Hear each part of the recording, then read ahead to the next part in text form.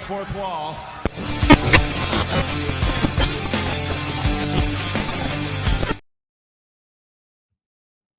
We have cleared the roadblock, no pun intended, and we are headed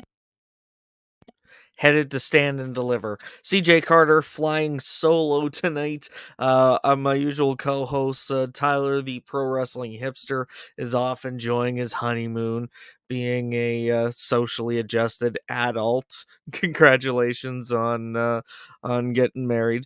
And our other recent co-host, who unfortunately I'm drawing a blank on his name right now. Unfortunately, I apologize.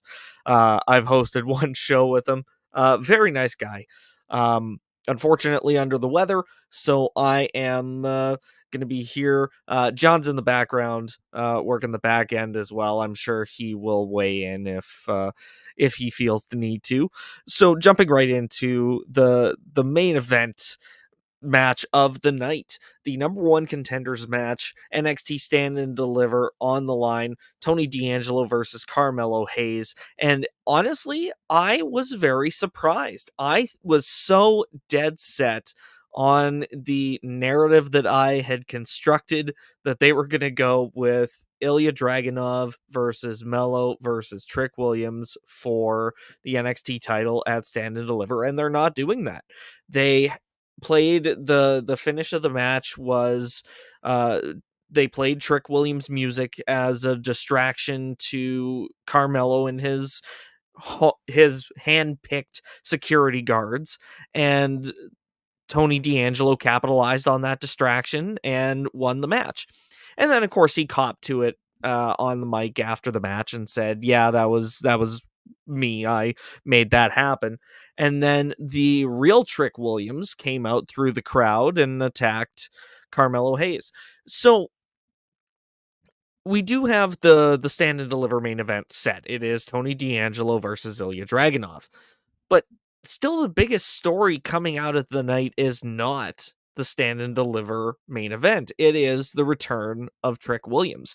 And it feels like I had this thought earlier tonight because I knew tonight was going to be the night that Trick Williams is brought back to NXT TV. I thought it was going to be to set up the triple threat main event. Obviously, no longer happening. It does. Obviously, they're going to go ahead with Melo versus Trick 1-on-1, but it feels like they missed the boat on Trick as NXT champion. Like they have the opportunity to do the NXT version of the Daniel Bryan or the Kofi Kingston. Like he's not that he's being held down by the authority, but just the genuinely manufactured rise to the top of the card. He should be getting the NXT championship on the biggest stage. And not to say that Tony D'Angelo doesn't deserve it, but they really dropped a ball with Carmelo Hayes or with Trick Williams here. So it'll be interesting to see how everything plays out after Stand and Deliver with Melo. Obviously, he'll stay called up on SmackDown. Trick Williams, if he does get called up, or because we do see a few names get called up after WrestleMania, but we'll see who does and who doesn't. But that was the main event. And we'll head back to the top of the card. We had, which before we get into the first actual match, the intro of these TV level, like the special televised episodes where they have NXT talent hyping the card.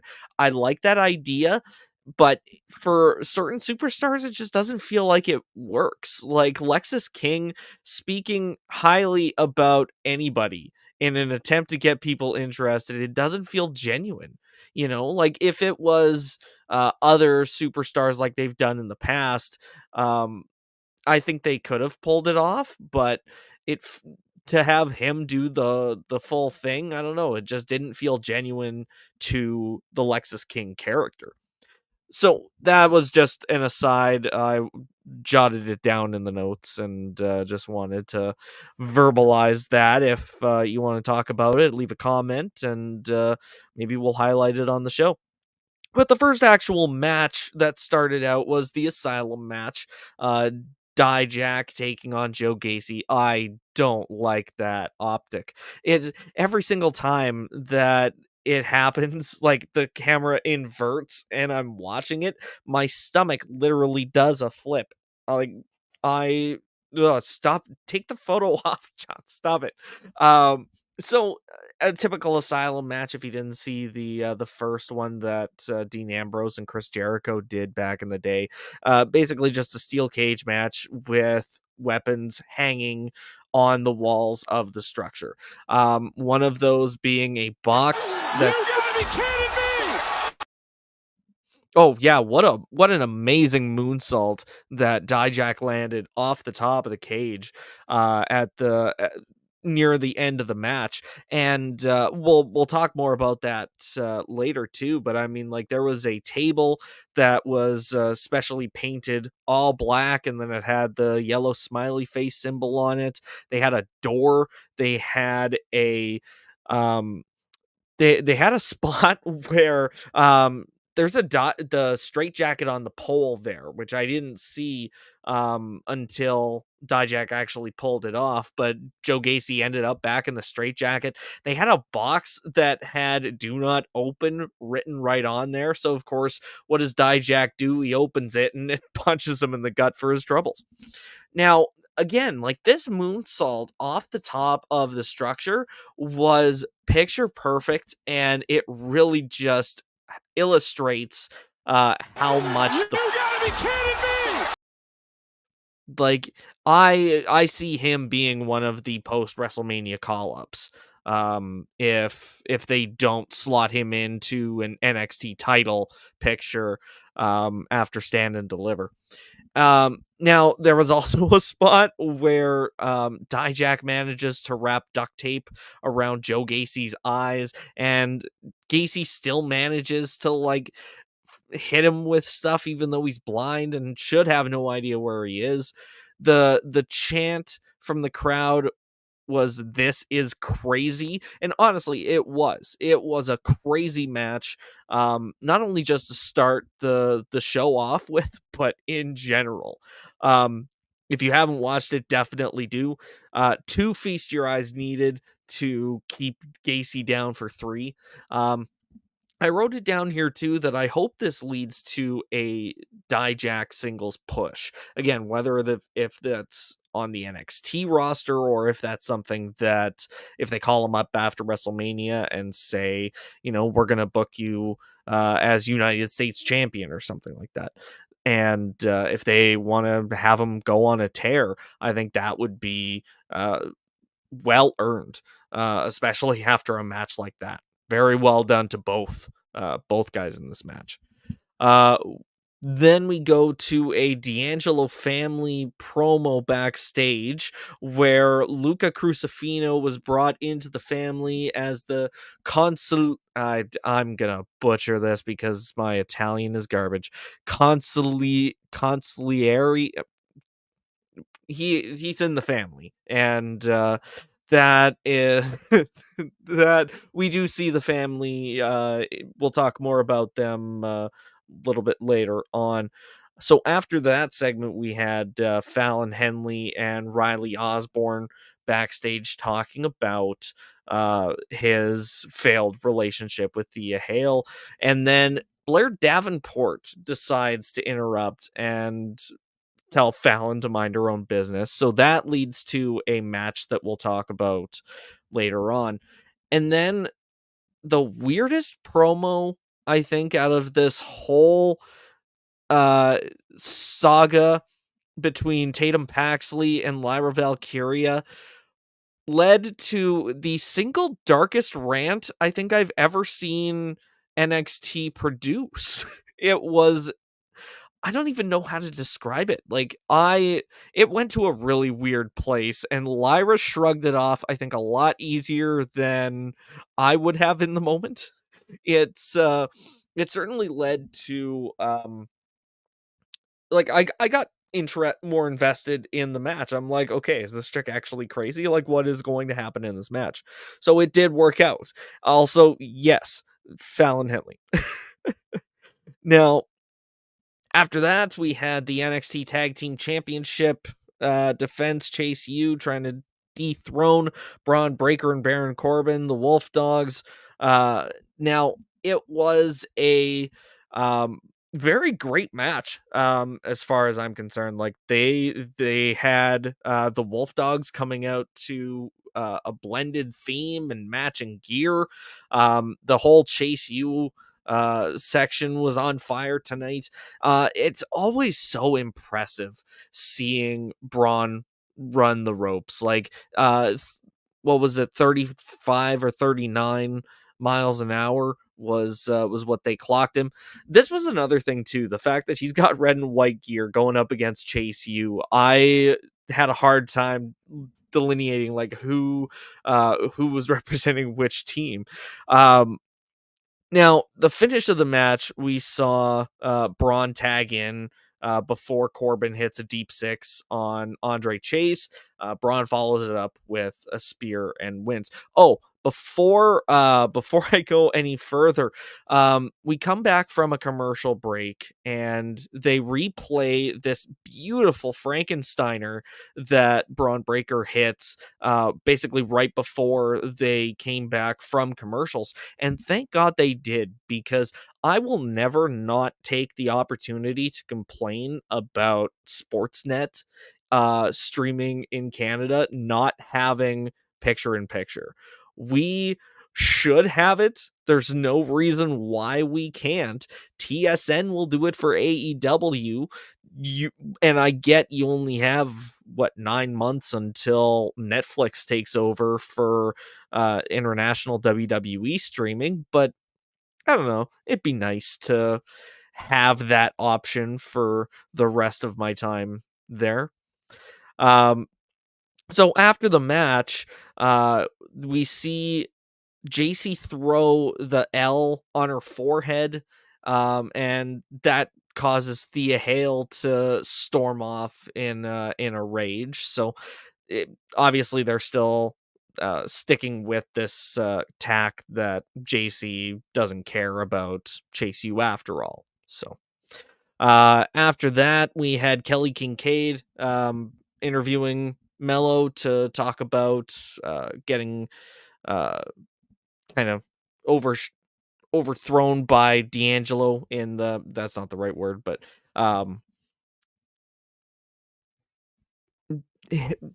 D'Angelo invading the contract signing last week. Um and he basically just talked about stand and deliver, and I mean it was a typical Mellow segment. It didn't really inspire anything. Um so after that, we had Shawn Spears making his NXT re-debut against Uriah Connors, formerly Brogan Finley. Did not know that. I just figured Uriah Connors was whoever they felt like feeding to Shawn Spears. And yeah, it was a relatively short match. The fans cheered welcome back basically as soon as the bell rang. But there was a weird moment very early on in the match. Shawn Spears whispering something into uh, Connors' ear in the corner, and then he seemed kind of perturbed by it, so Spears told him to hit him, so he did, and then that set Spears into a rage, and that's what made very quick work of him from there. I think it was only about 60 seconds from there at the most, and then he monologued in the ring under a single light, calling out Ridge Holland, calling him a hypocrite. And so Ridge comes out and attacks Shawn Spears, and Spears doesn't even put up much of a fight. He even slides Ridge a chair, and of course you see the referees intervening before he's able to use it. But this played out so tacky for me. Like I have said in past weeks how I feel about certain aspects of this Ridge Holland character arc, and it just doesn't invoke sympathy. I don't feel sympathetic. I don't even feel empathetic. Like I don't I don't get that connection. And then adding Sean Spears into this, who I'm not sold on this new character trait for Sean Spears either. Like I agree. I think he's selling it as well as he can, but I don't think it's one that it's coming off well. I could be in the minority, but that's just my opinion on that. So, but it doesn't add anything of value to Ridge Holland's story, and I don't feel as invested in Sean Spears's return as much as I could be now. But I mean, again, that's just me. It's if you disagree, please let me know in the comments. And then we cut to Briggs and Jensen talking about Jensen challenging Oba Femi next week for the NXT North American Championship. Briggs tries to talk him out of it as a sympathetic friend, like, hey, you're gonna get demolished here. And Jensen stood up for himself. He doubled down and he just, said, I got this. And Briggs said, good luck. And specifically, good luck, brother, which was the thing that hooked in Dijak, who strolls on by and says, interesting you call him brother, but you lie to his face because he's a dead man walking and you know it was what Dijak said to Josh Briggs. And I agree. I think Obafemi is absolutely going to tear Jensen apart next week. I think it's not that he's incapable of holding his own as a singles competitor. I genuinely believe he can, but the tack that they've put him on since dissolving his alliance with Briggs and Fallon Henley, he has zero momentum, and then trying to crawl back to Briggs to reform his team felt like a further step back, and then he lost the match to Josh Briggs. So what momentum does he have to make me think he's going to be able to hold his own against one of the standouts of the end of 2023, easily one of the hottest stars of 2024? And I don't see this ending well for Brooks Jensen, unfortunately. But I mean, we'll see how it plays out. And obviously, Dijak poking his nose in here, heading into Stand and Deliver. There's probably, I imagine, a multi-person match for the North American title. But we'll see how it plays out. We had a Ilja Dragunov backstage interview where he was talking about the contract signing, and he said he's gonna he loves watching Mello squirm, basically, and that Mello's gonna need to earn his next title opportunity. And then we see Stax and Luca Crucifino interrupt to tell Dragunov that the Don's making moves, and one way or another, Tony's going to Stand and Deliver. Which now we know for sure that the main event is going to be Tony D'Angelo challenging Ilja Dragunov. Our next match was the NXT Women's Title, and great match. We see a lot of um we talk a lot about the strength of tag team wrestling from NXT talent and the showcases that newly called up talent to Raw and SmackDown were highlighting as far as good, great amazing tag team wrestling. So it's no surprise that the women's tag team champions Asuka and Kairi Sane can come down to NXT and go up against Lyra Valkyria and Tatum Paxley and put on a tremendous tag team match. There was a lot of great tag team coordination from the challengers throughout the match, and of course from the champions as well. But for the time that they've been aligned, this is only their second match, so to have that sort of blanking on the word, but coordination with your tag team partner, it's tremendous to see. And that really speaks to their skill as wrestlers as well. The finish of the match saw one very crucial miscommunication with Valkyria accidentally kicking Tatum Paxley in the head. The champ's able to capitalize and retain with a pinfall. Now, after the match, Roxanne Perez attacks the champion and stomps her arm while her shoulder was draped across the turnbuckle, and it looked I mean, it didn't look great, but it didn't look like I'm trying to think of the phrase I want to use. I'm sorry. Anyways, so we see the champ stretchered out to an ambulance and then taken to a hospital from there. Did not see the turn that I predicted, which was Tatum Paxley turning on the champ and setting up a feud for them heading into Stand and Deliver. It does feel like they're going to be going forward with Roxanne Perez challenging the champion. And if they're going with this heel Perez, okay, we'll see where it goes, but I don't know that the character is fleshed out enough to be able to withstand a match with the champion. Like I I don't discount Roxanne's talent as a wrestler, but her heel persona started as a petulant child and now has taken on a sort of um, teenage edge. Like we're seeing Roxanne's heel persona literally going through puberty, and we don't have um, really a firm grasp on who this heel is.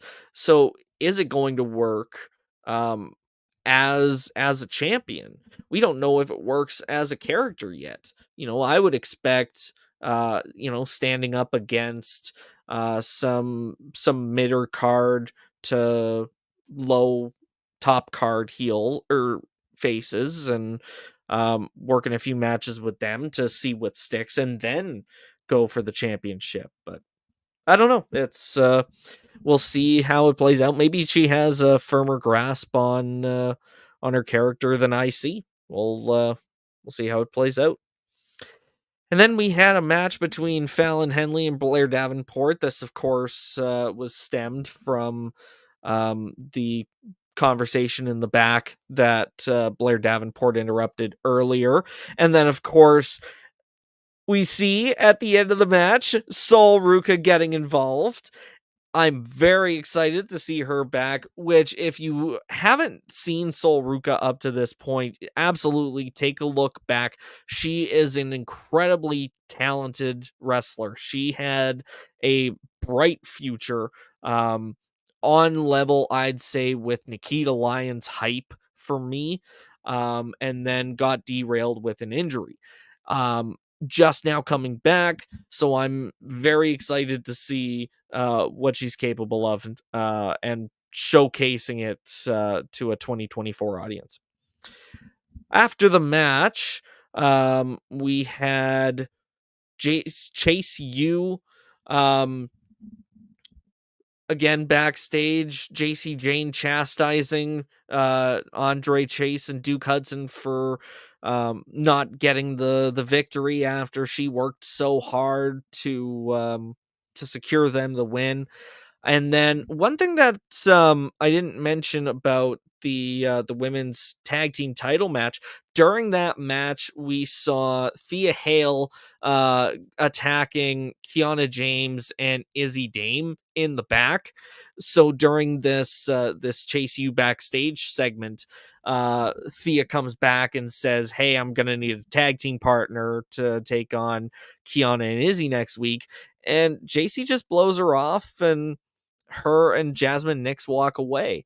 So kind of what I thought was, uh, we had batted around the idea of whether or not it was going to lead to Thea Hale choosing JC over Chase U, and I kind of pitched the opposite, and I think we're leaning more in that direction. I think we're seeing that separation of JC and Jasmine, who was barely there to begin with, to kind of depart Chase U, and Thea is going to remain Chase U through and through.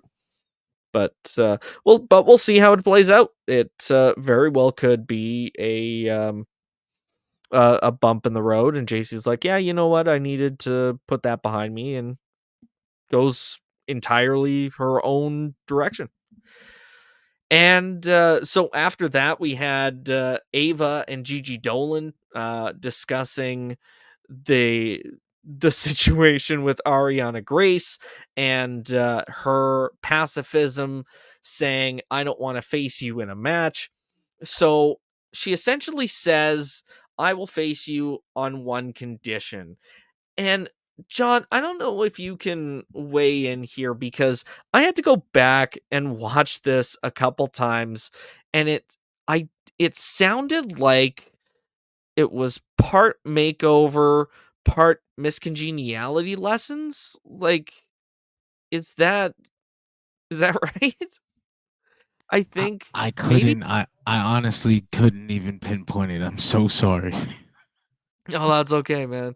That's, you know what, that's what we're going with. I mean, they had a segment with Tiffany Stratton being a farmhand, so why can't Gigi Dolan um learn how to be a pageant contestant? Maybe, I don't know. I'm still so, like, it could be anything, but we'll see. We'll see how they play it. After that, we had the No Quarter Catch crew in the ring, out to talk about their success, and there was confirmation that the catch clause extends to the defenses of the Heritage Cup, so they can defend in the name of the No Quarter Catch crew as champion. They also have entered a tournament to face the tag champs at Stand and Deliver, but they didn't indicate which two. Honestly, catch clause, it probably doesn't matter. It'll be any two that that they decide. And this leads to the return of Lord Regal himself coming out, and they share, it was father and son in an NXT ring for the very first time. And literally the chants of "That's your father" from the crowd. I half expected Charlie Dempsey to just be like, "Yeah, I know." Like, obviously. Um and then Regal talks about how much that cup and its heritage means to him, and he hopes that Charlie defends it well. And he comes back with, "I'll defend this cup better than you ever could." And that is a gutsy thing to say to a guy who could still bend you over backwards, and then even further back. Even as he is now.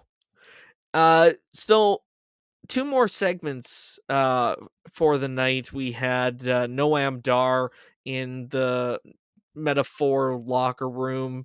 He was faking being catatonic, but it was a joke on Lash Legend. And they seem to be moving past the Heritage Cup, which, great. No sign of Jakara Jackson other than a mention. But the three in the metaphor, seemed to be doing well anyways.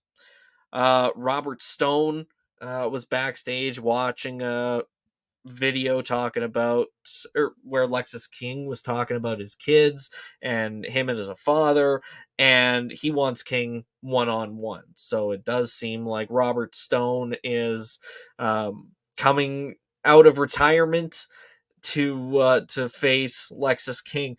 If they set that matchup for Stand and Deliver, I think that would be a tremendous match, and and then hopefully Lexus King can move on to bigger and better opportunities in title pictures in 2024. That is it. That is everything. So that will bring us back to our jobber of the night, which honestly, I'm not. I hadn't even put much thought into it. I had to take more super critical notes. It feels like low hanging fruit to say Uriah Connors, because obviously we knew he was going to lose in Sean Spears' debut match. But I mean, in terms of other jobbers, no one really feels like jobber of the night material. I'm gonna go with drum roll. I'm gonna oh yeah, I don't know. Okay. I think I'm gonna have to do low hanging fruit. Uriah Connors, jobber of the night. Literally just the textbook definition. Um the very Colin Delaney looking guy is is the jobber of the night. Once you see it, you can't unsee it. And as for megastar of the night, I'm gonna say it's Trick Williams. Like that like I said at the top of the show, the biggest story coming out of this main event is not that we have the main event for NXT's biggest show of the year set. It's the return of Trick Williams.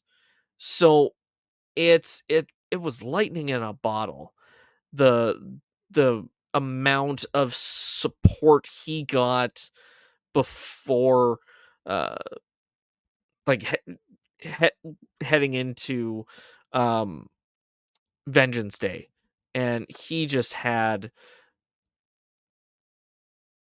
I lost my train of thought, but no, Trick is absolutely worthy of an NXT Championship run by the end of 2024. He is it, and the reaction he got is pure megastar of the night reaction. Okay, that brings us to the end of our show. Thank you for tuning in on this solo run. I kind of flopped around like a Magikarp for a bit, and hopefully provided some entertainment. CJ Carter, you can find me on Twitter at CJ Carter22. I do weekly rewinds for Dirt Sheet Radio, recapping NXT. TNA on Thursday nights and SmackDown on Friday nights, as well as the most WWE and NXT pay-per-view events. So Tyler will be back next week. Matthew will be here hopefully next week as well if he's feeling better. And yeah, I'll be back this Thursday to talk TNA. Until then, we'll see you, and thanks for tuning in. Yeet.